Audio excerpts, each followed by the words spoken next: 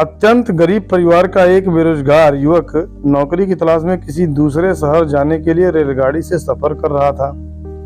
घर में कभी कभार ही सब्जी बनती थी, इसलिए उसने रास्ते में खाने के लिए सिर्फ रोटियां ही रखी थी। आधा रास्ता गुजर जाने के बाद उसे भूख लगने लगी और वह टिफिन में से रोटियां निकालकर खाने लगा। उसके खाने का तरीका कुछ अजीब था। वह रोटी का एक टुकड़ा लेता और उसे टिफिन के अंदर कुछ ऐसे डालता मानो रोटी के साथ कुछ और भी खा रहा हो, जबकि उसके पास तो सिर्फ रोटियां थी। उसकी इस हरकत को आसपास के और दूसरे यात्री देखकर हैरान हो रहे थे। वह युवक हर बार रोटी का एक टुकड़ा लेता और झूठ मूठ का टिफिन में डालता और खाता। सभी सोच रहे थे कि आखिर वह युवक ऐसा क्यों कर रहा है।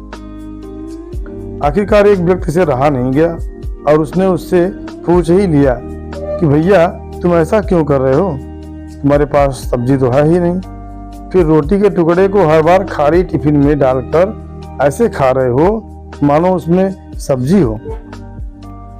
तब उस युवक ने जवाब दिया कि भैया इस खाली ढक्कन में सब्जी नहीं है, लेकिन मैं अपने मन में यह सोचकर खा रहा हूँ कि इसमें बहुत सारा अचार है, मैं अचार के साथ रोटी खा रहा हूँ।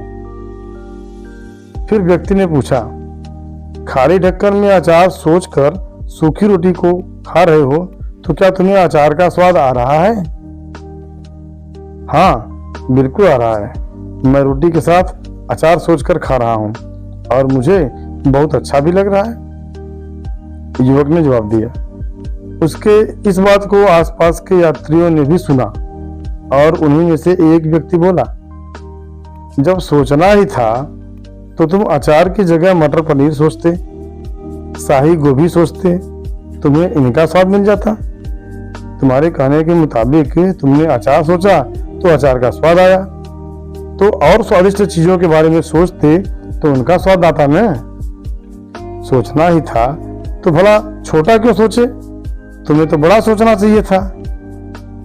तो मित्रों, इस कहानी से हमें यह शिक्षा मिलती है कि जैसा सोचोगे वैसा पाओगे। छोटी सोच होगी तो छोटा मिलेगा, बड़ी सोच होगी तो बड़ा मिलेगा।